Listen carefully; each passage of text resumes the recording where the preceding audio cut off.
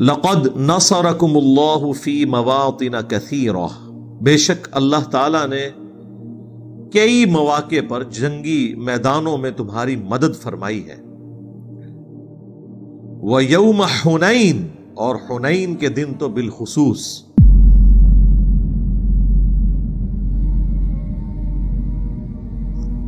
اب چونکہ یہ قتال کے حوالے سے صورت ہے تو اس لیے اللہ تعالیٰ نے جو امت محمدیہ صلی اللہ علیہ وآلہ وسلم کا خاصہ ہے، یعنی قتال، اللہ تعالیٰ کی طرف سے جو عذاب استیصال ہے کافروں کے اوپر، رسول اللہ کی خصوصیت ہے صلی اللہ علیہ وآلہ وسلم، اس کے حوالے سے مسلمانوں کو موٹیویٹ کرنے کے لیے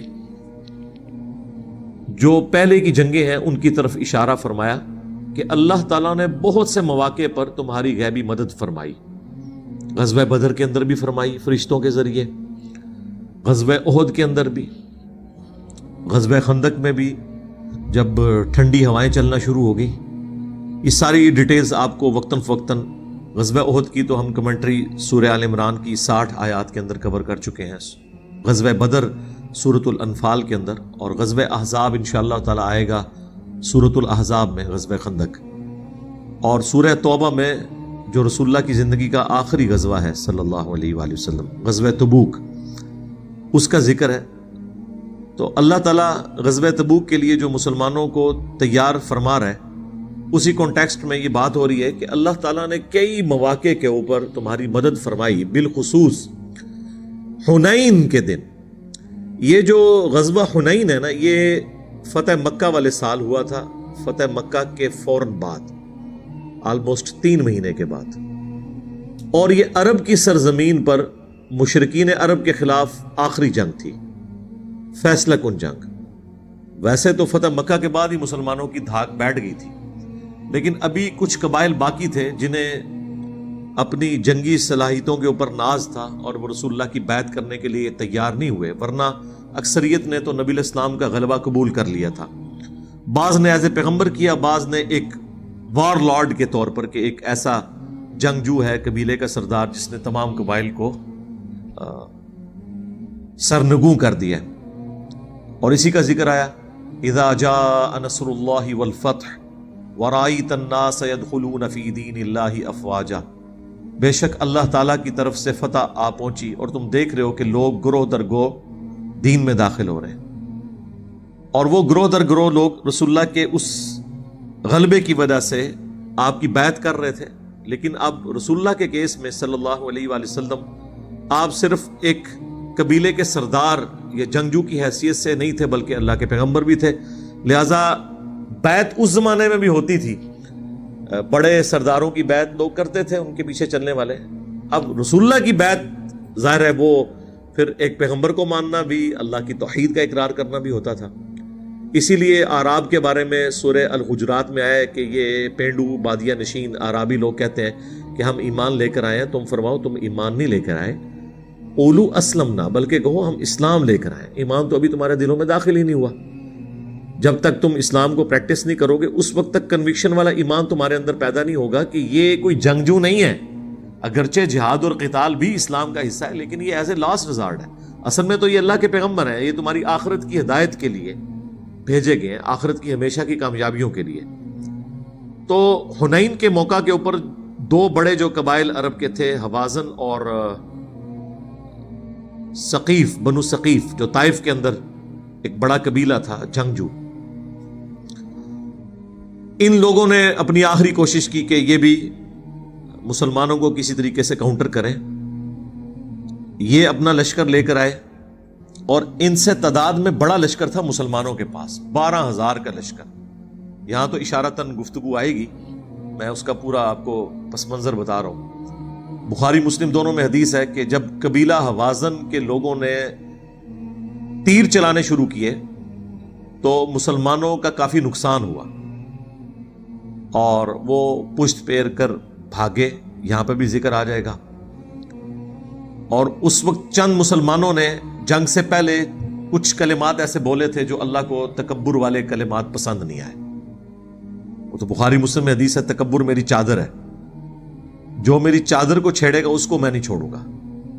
یعنی اگلے زمانوں میں آپ کو پتا ہے نا کہ جو قبائل کے سردار تھے وہ اپنے شولڈر کے اوپر ایک ایکسٹرا پرنا یا چادر رکھا کرتے تھے. آج کل علماء بھی آپ دیکھتے ہیں کہ رکھتے ہیں. اب کوئی عالم دین جا رہا ہو جس نے یہاں پرنا رکھا ہو, آپ جا کے ایسے کھینچیں اس کا پرنا تو آپ دیکھیں اس کا غصہ آسمانوں پہ جائے گا. تو یعنی ایک ٹریڈیشن تھی. تو وہ عرب کے لوگوں کو اس بات کو سمجھانے کے لیے بات کی گئی کہ یہ تکبر میری چادر ہے, اس کو جو ہاتھ ڈالے گا اس کو میں نہیں چھوڑوں. بخاری مسلم میں حدیث ہے کہ جس کے دل میں رائی کے دانے کے برابر بھی تکبر ہوگا نا, تو اللہ کے نبی علیہ السلام فرماتے ہیں کہ وہ پھر جنت میں نہیں جائے گا. سیدھی سی بات ہے. تو یہ بڑا کریٹیکل ایشو ہے تکبر کے حوالے سے. اب وہ تکبر پر مبنی کچھ جملے انہوں نے بول دیے. انہوں نے کہا کہ بدر میں ہم کم تھے, اس وقت غالب آئے تھے, آج تو ہماری تعداد بھی زیادہ ہے, آج ہم کافروں پر غالب آئیں گے. یعنی جیسے ریسورسز بڑھے, اسباب بڑھے, مسبب الاسباب کا کنسیپٹ پیچھے چلا گیا. اور ہوں ایک پیغمبر کے ساتھی, پیغمبر کی صحبت نصیب ہو, قرآن ان کی موجودگی میں نازل ہو رہا ہو, اور پھر ان کی زبان سے ایسے جملے نکلیں, مجھے اور آپ کو تو معافی کی کوئی گنجائش نکل سکتی ہے, ان کے لیے کوئی معافی نہیں. جن کے رتبے بلند ہوتے ہیں نا, ان کے امتحان بھی اسی حوالے سے سخت ہوتے ہیں. بس پھر اللہ تعالیٰ نے جو ذکر کیا کہ وہاں پھر تمہیں بھاگنے کی جگہ بھی نہیں ملی, زمین تنگ ہو گئی تمہارے اوپر. صرف 80 لوگ رسول اللہ کے ساتھ رہ گئے صلی اللہ علیہ وآلہ وسلم. 12,000 میں 80 کچھ بھی ہیں تیرے محبوب کی امت سے ہیں. حرمت رسول پر جان بھی قربان ہے. جو اوریجنل تھے نا یہ اس پیکج کے لینے والے اور دعویٰ کرنے والے, جو واقعی جن کو یہ دعویٰ جچتا تھا, حرمت رسول پر جان بھی قربان ہے, ان 12,000 میں سے بھی صرف 80 بندے حضور کے ساتھ رہ گئے. نبی علیہ السلام نے میدان نہیں چھوڑا. یہ وہ موقع تھا جہاں پتہ چلا کہ رسول اللہ واقعی ٹیم لیڈر بھی ہیں, اللہ کے پیغمبر ہیں, اور انہیں اللہ پر یقین ہے کہ فتح میرا مقدر ہے, اور کنوکشن ہے. ورنہ عموماً آپ دیکھتے ہیں کہ سردار کبھی ایسے موقع پہ لیڈ کرنے کے بجائے پیچھے بیٹھتے ہیں. وہ کہتے ہیں پہلے سارے مر جائیں تو اینڈ پہ میری باری ہے. اور نبی علیہ السلام جو ہے وہ آگے بڑھ رہے ہیں, 80 کا لشکر صرف آپ کے ساتھ ہے. اور اسی میں آپ کے ایک چچا زاد بھی تھے, ابو سفیان. ایک ابو سفیان وہ ہے جو حضرت معاویہ کے والد ہے, یہ وہ ابو سفیان نہیں ہے. اچھا, وہ حالانکہ پورا نام ان کا بخاری مسلم میں لکھا ہوا ہے, لیکن وہ بخاری میں جب حدیث آتی ہے ترجمہ کرتے ہوئے صرف حضرت ابو سفیان رضی اللہ عنہ لکھا ہوا ہے. وہ بنو امیہ کی خدمت کرنے کے لیے نا, تاکہ پتہ چلے کہ اس سے مراد وہ ہیں.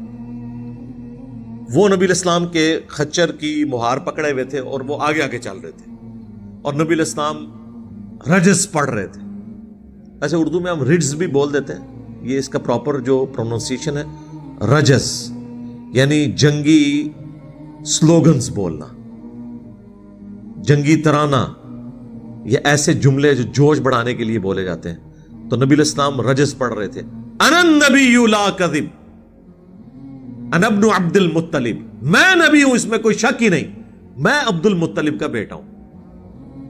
اب عبد المطلب رسول اللہ کے دادا تھے, بنو ہاشم کے سردار تھے, اور سارا عرب ان سے واقف تھا, ان کی بہادری سے بھی, اور خدا پر جو کامل یقین تھا.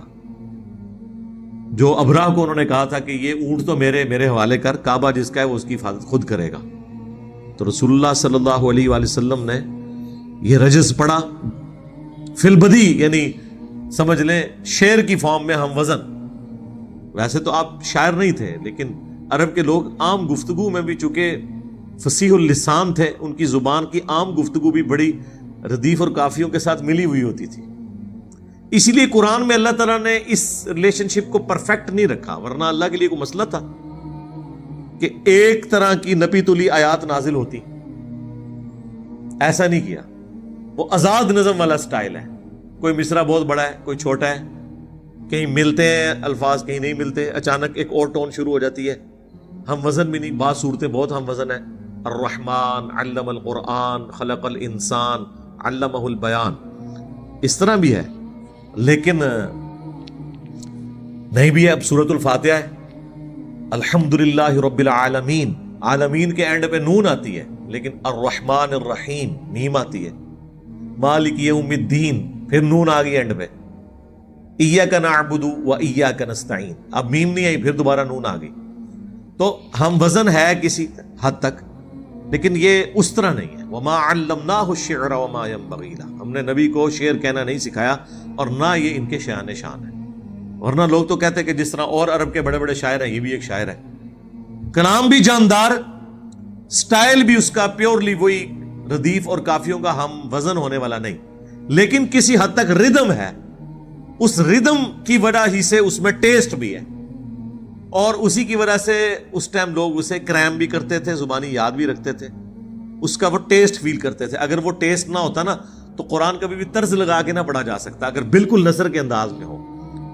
یہ جو آپ قرآن حضرات کی اتنی خوبصورت تلاوت سنتے ہیں جس میں وہ مختلف طرزیں لگاتے ہیں، اور یہ پسندیدہ ہے. بخاری میں حدیث ہے جو قرآن کو ترنم سے نہ پڑھے وہ ہم میں سے نہیں. اور بخاری مسلم دونوں میں حدیث ہے کہ اللہ تعالیٰ سب سے زیادہ متوجہ ہو کر وقت کے پیغمبر کی تلاوت سنتا ہے جب وہ اللہ کی کتاب سے تلاوت کرتا ہے. یعنی اللہ کو بھی پسند ہے کہ کوئی ترنم کے ساتھ قرآن پڑھے، تو یہ بڑا پسندیدہ عمل ہے. لیکن یہ اسی صورت میں ہے کہ جب اللہ تعالیٰ نے قرآن کو اسی طریقے سے اس میں یہ ردم، جسے ہمارے استاد ڈاکٹر اسرار صاحب کہتے تھے ڈیوائن میوزک، ملکوتی غنا، ٹھیک ہے، وہ کسی حد تک رکھا ہوا ہے. اور یہ فی البدی بھی عرب کے لوگوں میں تھا. نبی الاسلام وہ رجز پڑھتے ہوئے انا النبی لا کذب انا ابن عبد المطلب، آپ آگے بڑھ رہے ہیں. اور پھر نبی الاسلام نے اپنے مبارک ہاتھوں سے زمین سے ایک کنکریوں کی مٹھی بھری اور یوں کافروں کی طرف پھینکی، اور آپ کی مبارک زبان سے نکلا کہ چہرے جھلس گئے اور یہ پیٹ پھیر کر بھاگ جائیں گے. بس یہ آپ کی مبارک زبان سے نکلا، وہ سامنے کی جتنی فوج تھی ہر بندے کی آنکھ میں جا کے وہ کنکر لگا اور وہ پسپا ہو گئے. تو یہ غیبی مدد اللہ کے نبی علیہ السلام کے ساتھ آئی. اور اس طرح کی غیبی مدد اس لیے کہ رسول اللہ کو ایک مختصر زندگی اللہ نے دی تھی، اس کے اندر دین کا غلبہ بھی کروانا تھا. اس لیے بہت ایکسٹرا آرڈنری آپ علیہ السلام کی مبارک زندگی میں اس طرح کے واقعات ہوئے جو بعد میں آپ کو اس طرح نہیں ملتے. بہرحال وہ غلبہ ہو گیا. اب ظاہر ہے کہ اس موقع کے اوپر نبی علیہ السلام کے مبارک ہاتھوں میں اللہ تعالیٰ نے بہت زیادہ مال غنیمت دیا، جو کفار جو ہے وہ میدان جنگ میں چھوڑ کر بھاگ جاتے ہیں، اسے مال غنیمت کہا جاتا ہے. بخاری مسلم میں حدیث ہے کہ 5 مجھے اللہ نے ایسی خصوصیات دی ہیں جو مجھ سے پہلے کسی پیغمبر کو نہیں دی. ان میں سے ایک یہ ہے کہ اگلی امتوں کے لیے مال غنیمت استعمال کرنا حرام تھا، اللہ نے میرے لیے حلال کر دیا. بلکہ قرآن میں تو سورہ آل عمران میں ہے کہ وہ مال غنیمت اوپن میدان میں لا کے رکھتے تھے، آسمان سے ایک آگ آتی تھی اسے جلا دیتی تھی. یہ غیبی معجزہ ظاہر ہوتا تھا. نبی علیہ السلام کے کیس کے اندر مسلمانوں کے لیے حلال کر دیا گیا. اس لیے دیکھیں مال غنیمت کے اعتبار سے پوری سورۃ الانفال ہم سن چکے ہیں، جس میں کہا گیا کہ جی سیدھا اس کا 5واں حصہ جو ہے نا 1/5 یعنی 20% وہ تو اللہ اور اس کے رسول کا بیت المال میں، ٹھیک ہے، اور پھر باقی چیزیں بعد میں. خصوصاً وہ جنگیں جو پیورلی غیبی مدد کی وجہ سے ہوئی، نبی علیہ السلام کی برکت کی وجہ سے. اب حنین کی جنگ بھی مسلمانوں نے جیتی تو رسول اللہ کی اس دعا کی برکت سے اللہ کی غیبی مدد آئی. تو بہت زیادہ مال غنیمت ہاتھ آیا. ہزاروں اونٹ، یعنی اونٹ آج بھی کوئی بالکل گیا گزرا ماٹھا قسم کا بھی اونٹ ہوئے نا جی 5 لاکھ کا تو بنتا ہے. وہ ہزاروں اونٹ مال غنیمت میں آئے. اب جو لوگ فتح مکہ کے اوپر نئے مسلمان ہوئے تھے، نبی علیہ السلام نے ان کی دل جوئی کے لیے انہیں مال غنیمت میں سے زیادہ حصہ دینا شروع کر دیا. صفوان کو بلا کے 100 اونٹ دے دیے. جس شخص نے رسول اللہ کی قتل کی سازش کے لیے بندہ مقرر کیا ہوا تھا، وہ تو میں نے سورہ توبہ کے آغاز میں ہی اتاروں میں بتایا تھا، وہ تو پھر اللہ نے مرزانہ طور پر نبی علیہ السلام کو بتا دیا تو وہ شخص مسلمان ہو گیا، اور فتح مکہ پہ اسی نے صفوان کو امان لے کے دی اور اسلام قبول کر لیا. ابو سفیان کو 100 اونٹ دے دیے، بالکل اینڈ پہ مسلمان ہوئے تھے. اب ظاہر ہے جو نوجوان ہوتے ہیں جذباتی قسم کے لوگ، وہ تو پھر ایک اپنی سائیکی رکھتے ہیں.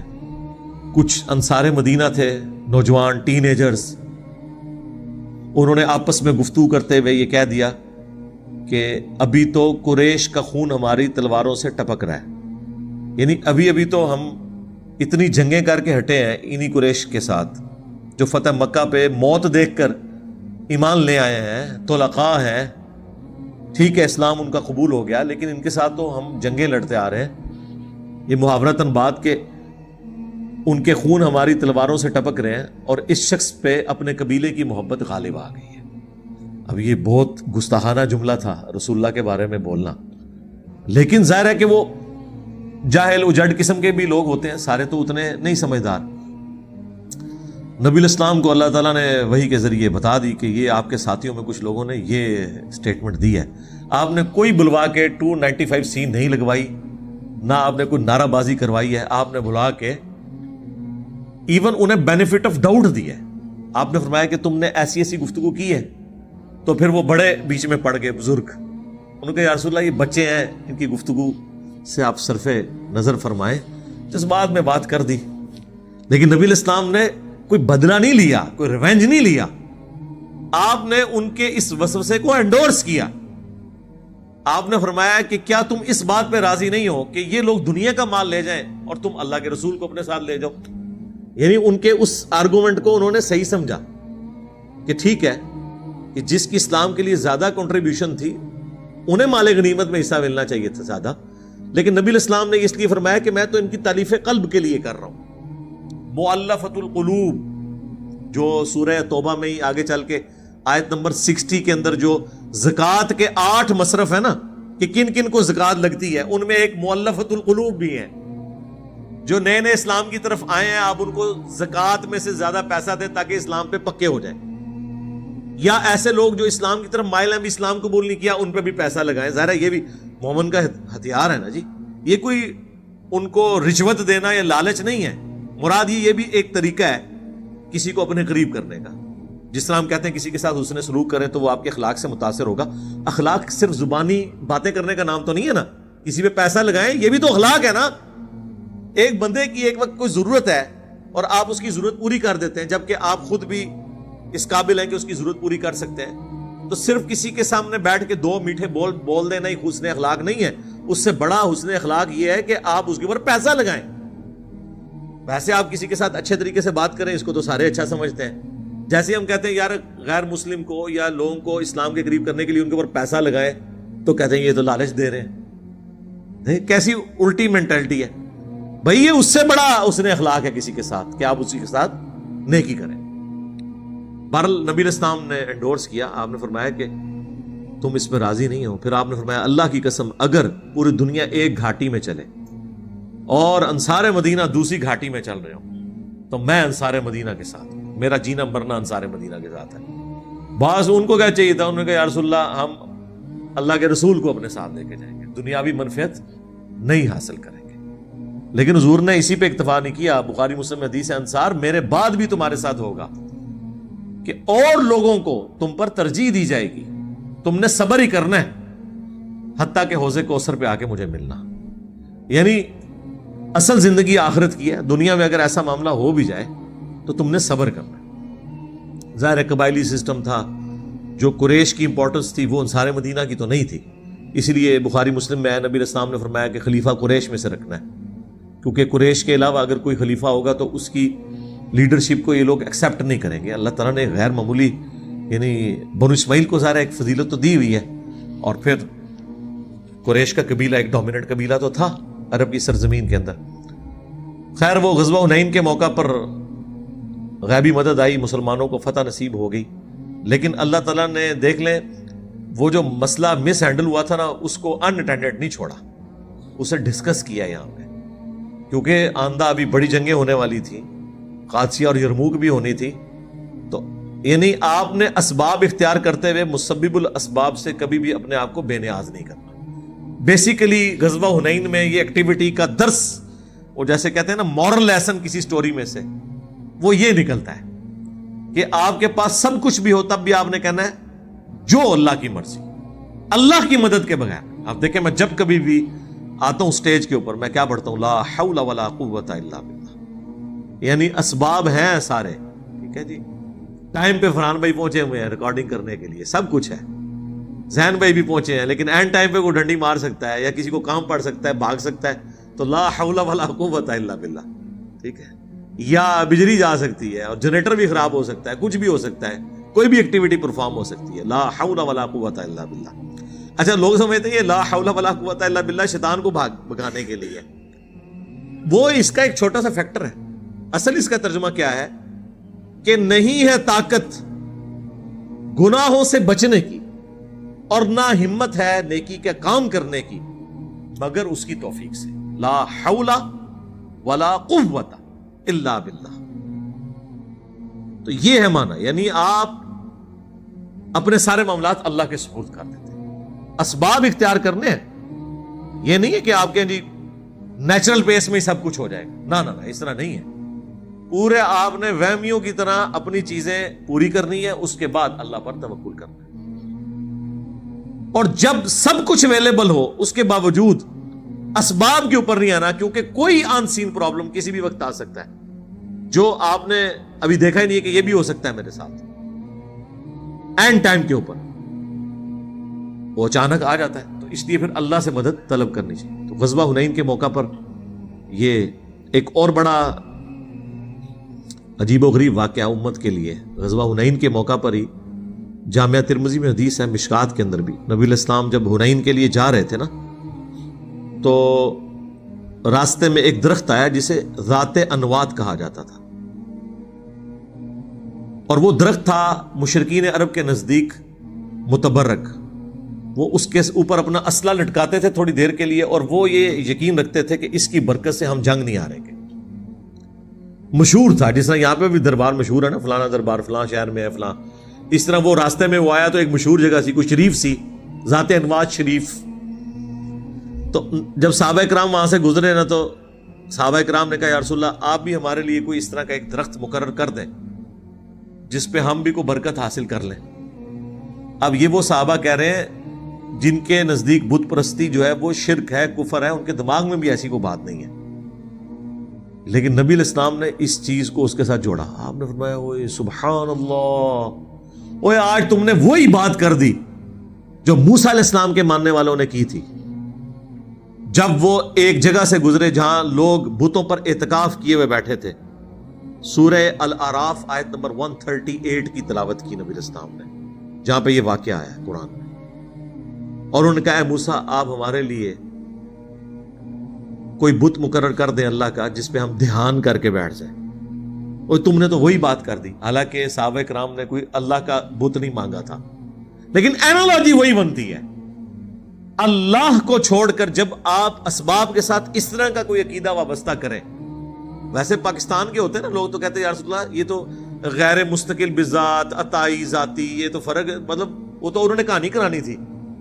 ہم کہتے ہیں جناب آپ درباروں پہ جا کے سجدہ کرتے ہو, کہتے ہیں جی سجدے میں تو ساری انگلیاں قبلہ رخ ہونی چاہیے, ماتھا پورا لگا ہو, پاؤں بھی لگے ہو. بھائی جب کسی کے سامنے آپ جھک گئے نا یوں کر کے, وہ سجدہ ہی ہے. صحیح بخاری میں نبی الاسلام سفر کے دوران جب یعنی نماز پڑھتے تھے تو اونٹ کے اوپر جب سواری پہ بیٹھے ہوتے تھے تو سر کے اشاروں سے ہی سجدہ کرتے تھے. یہ آپ کسی کے سامنے جب حدر کو جھک گئے تو وہ پھر یہ نہیں دیکھنا آپ قبلہ رخ ہے یا نہیں ہے. ایویں کہانیاں یہاں پہ بھی دیکھیں, انہوں نے کہانی کرانی تھی یا رسول اللہ ہم نے یہ تو نہیں کہا کہ اللہ کا بت بنا دے, ہم نے تو ایک متبرک جگہ مانگی. تو نبی اسلام فرمایا تم نے وہی بات کر دی جو موسیٰ کے ماننے والوں نے کی تھی کہ ہمارے لیے کوئی بت مقرر کر دیں. سبحان اللہ, حضرت موسیٰ علیہ السلام نے کہا سبحان اللہ میں جاہلوں سے اللہ کی پناہ میں آتا ہوں. تو نبی الاسلام نے فرمایا تم بھی وہی کام کرنا شروع کر دو گے جو اگلوں نے کیے, قدم با قدم بالشت بر بالشت. اور یہ جو حصہ ہے نا یہ بخاری مسلم میں بھی ہے کہ تم بھی اگلے لوگوں کے طریقے پہ چل پڑو گے, قدم با قدم بالشت بر بالشت, حتیٰ کہ ان میں سے کوئی گوہ کے سوراخ میں داخل ہوا تو تم بھی وہی کام کرو گے. صحابہ کرام نے پوچھا یا رسول اللہ یہ اگلے لوگوں سے مراد کیا یہود و نصارہ ہیں؟ آپ نے فرمایا اگر وہ مراد نہیں تو کون سے لوگ ہیں؟ تو نبی الاسلام نے پہلے ہی پروفیسی دے دی تھی کہ میری امت میں وہی خرابیاں پیدا ہوں گی جو یہود و نصارہ میں, اور عقائد کی حد تک خرابیاں. یہ عقیدے سے تعلق رکھنے والی چیز ہے نا. یہاں لوگ یہ حدیث جب بیان کرتے ہیں کہتے ہیں اس سے مراد یہود و نصارہ کا فیشن ہے, تو پھر ہم انہیں کہتے ہیں رکو ذرا صبر کرو, جامعہ ترمذی میں موجود ہے کہ یہ اس درخت شریف کے بارے میں بات ہوئی تھی, ذات انوات شریف, ٹھیک ہے, کہ صحابہ کرام نے کہا تھا ہمارے لیے بھی کوئی شریف مقرر کر دیں، کوئی جگہ شریف، تو وہاں حضور نے فرمایا تھا یہ تو ٹوٹلی توحید کے منافی جو چیزیں اس سے ریلیٹڈ ہے، نہ کہ یہ فیشن سے ریلیٹڈ ہے. تو وہ بھی حنین کے موقع پر تھا. بہرحال یہ اللہ تعالیٰ نے مسلمانوں کو فتح دی. اب ظاہر ہے اللہ تعالیٰ نے مسلمانوں کو پھر وقت یاد کروایا ہے، کیونکہ ابھی حنین تو لوکل جنگ تھی، اب بڑی جنگ ہونے والی تھی. رومن امپائر جو سب سے بڑی سپر پاور ہے اس کے خلاف غزوہ تبوک، وہ تو اللہ کی ایک غیبی مدد آئی. مسلمانوں کا اللہ نے رعب ایسا کیسر روم پہ ڈالا کہ وہ جنگ کے بغیر ہی بھاگ گیا. لیکن شروع میں تو للکار رہا تھا، 1.5 لاکھ کی فوج لے کے آیا ہوا تھا. وہ آگے جب آئے گا انشاءاللہ ہم بتا دیں گے. وَيَوْمَ حُنَيْن، اور حنین کے دن، اِذْ أَعْجَبَتْكُمْ كَثْرَتُكُمْ، جب تمہاری کثرت نے تمہیں گھمنڈ میں ڈال دیا. فَلَمْ تُغْنِ عَنْكُمْ شَيْئًا، پس تمہیں اس کثرت نے کوئی فائدہ نہیں پہنچایا. وَضَاقَتْ عَلَيْكُمُ الْأَرْضُ بِمَا رَحُبَتْ، اور زمین وسعت کے باوجود تم پہ تنگ ہو گئی. تمہاری تعداد زیادہ، اللہ کے نبی تم میں موجود، سارے حالات و واقعات اسباب کے اعتبار سے فیوریبل، لیکن بھاگنے کی جگہ نہیں پھر ملی تمہیں. ثم ولیتم مدبرین، پھر تم مڑے پیٹ پھیرتے ہوئے بھاگ گئے. زمین تنگ ہوگی، جب اللہ کی مدد اٹھ جائے گی تو پھر تو آپ کے ساتھ یہی ہوگا. پھر اللہ تعالیٰ کی شفقت، رسول اللہ کی برکت سے صلی اللہ علیہ وآلہ وسلم، ثم انزل اللہ سکینتہ علی رسولہ، پھر اللہ تعالیٰ نے اپنی خاص تسکین سکینت نازل کی اپنے رسول پر، وعلی المؤمنین، اور اہل ایمان پر، وانزل جنودا لم تروہا، اور ایسے لشکر نازل کیے جو تمہیں نظر نہیں آ رہے تھے، یعنی فرشتے نازل ہوئے. وعذب الذین کفروا، اور اللہ تعالیٰ نے کافروں کو عذاب دیا. وہی عذاب استیصال تھا نا. یہ جو قتال ہے یہ رسول اللہ کے کیس میں مشرکین عرب کے اوپر عذاب الہی ہے، پیغمبر کا انکار کرنے کے سبب. وَذَلِكَ جَزَاءُ الْكَافِرِينَ، اور یہی سزا ہے ان لوگوں کی جو کفر کرتے ہیں، الٹیمیٹ سزا. یعنی یہ ڈائریکٹ نہیں ہے، 23 سال کی پیچھے رسول اللہ کی محنت ہے، دعوت ہے، اس کے بعد اینڈ پہ عذاب ہے.